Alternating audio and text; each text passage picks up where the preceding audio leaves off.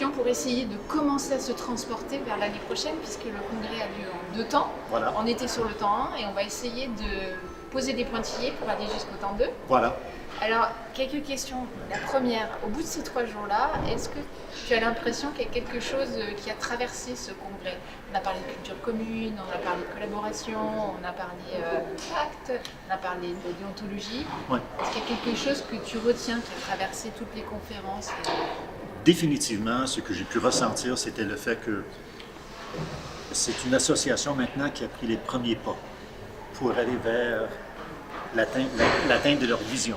Ce qui fait que ces premiers pas sont tellement importants et ça signale quand même aux délégués, aux membres de la mission laïque française, le fait qu'on est parti maintenant. Le statu quo n'est plus acceptable, on y va de l'avant.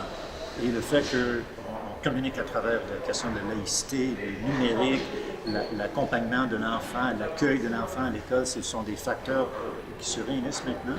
Il fallait le faire. Ça, c'est les premiers pas.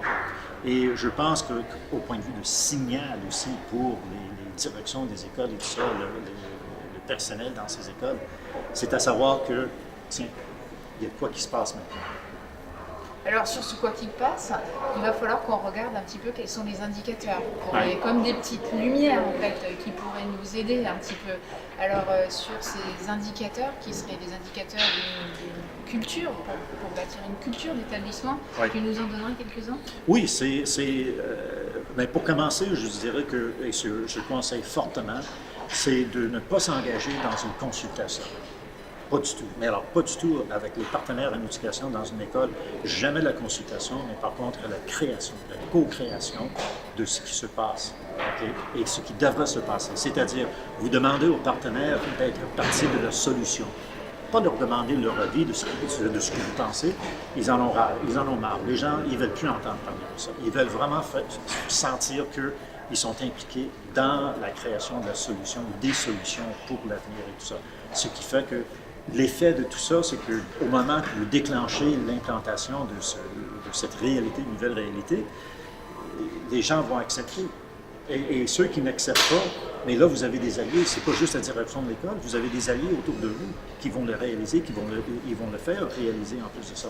Alors, ce travail d'équipe, comme j'en ai parlé à la fermeture aujourd'hui, c'est tellement important, ce travail d'équipe, et ne plus sentir l'obligation d'être la personne ou quelques personnes qui mènent ce changement. Ça, c'est fini, ça ne marche pas, ça n'a jamais marché. Et, pour poursuivre un peu, est-ce que tu penses que le bonheur et le courage peuvent faire partie quelque part de ces indicateurs? Absolument. Absolument. Des fois, je pense que la question qui fait le plus peur aux directions d'école, ça me faisait peur moi-même, alors je ne suis pas meilleur que les autres, c'était le fait à demander aux élèves, aimez-vous l'école? Juste à leur demander ça.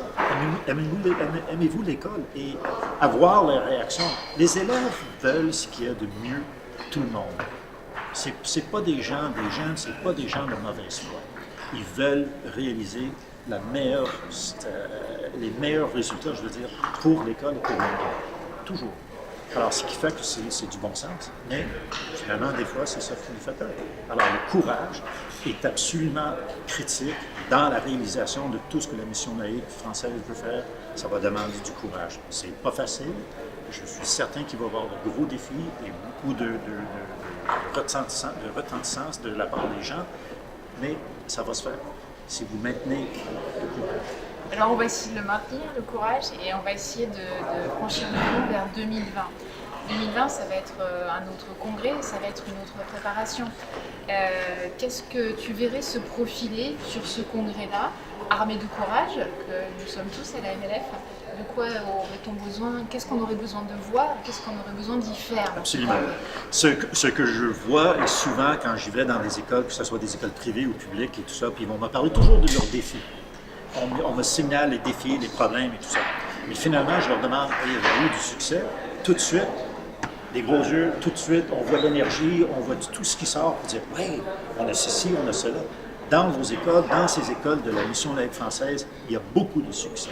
Donc, c'est ces succès-là qu'on devrait partager à ce congrès. Ça devrait être tout simplement une célébration des succès de ce qui se passe. Et les gens, ils vont dire, oui, mais Ronald, quand même, tu regardes ça à travers des lunettes fumées, c'est pas des lunettes roses et tout ça. Non, c'est de partager les succès avec d'autres écoles, comme on a vu. Comme on a vu aujourd'hui, chaque fois qu'on avait quand même un partage des réussites des écoles, dans les écoles, on voyait l'applaudissement, les gens qui applaudissaient pour dire « Wow, c'est intéressant, c'est ça que je veux voir. » Et c'est ça qu'ils ont besoin. Plus, 3 jours de succès. Qu'à la fin, on se dit « Wow, on est épuisé par le positif. » Donc, d'ici l'année prochaine, on a une mission, collecter ce qu'on va célébrer au travers des différents réseaux et des établissements, essayer de rapporter en 2020 ce qui se fait déjà. Et je vous assure que vous n'aurez pas de problème à demander à ces écoles qui partagent leur succès. Et ça n'a pas besoin d'être des succès avec le numérique, ça peut être des succès avec presque rien, mais quelque chose que l'on dit, tiens, c'est du jamais vu, on n'a jamais vu ça, que ce soit à la maternelle, à la fin de leurs études, peu importe. Mais ça n'a pas besoin d'être des projets grandioses et qui va à travers un continent. Non, un succès qui peut-être qui touche la communauté, qui implique des parents, qui implique n'importe qui. N'importe qui. Mais les succès dont on voit que les élèves sont valorisés, les professeurs sont valorisés, la direction est valorisée, la communauté est valorisée, et tout ça est mis en avant. C'est ça que ça fait. Donc, armée de courage, je te dis l'année prochaine, en 2020, pour célébrer les succès. Voilà, exactement. Merci. Bien dit. À l'année prochaine. C'est moi qui vous remercie.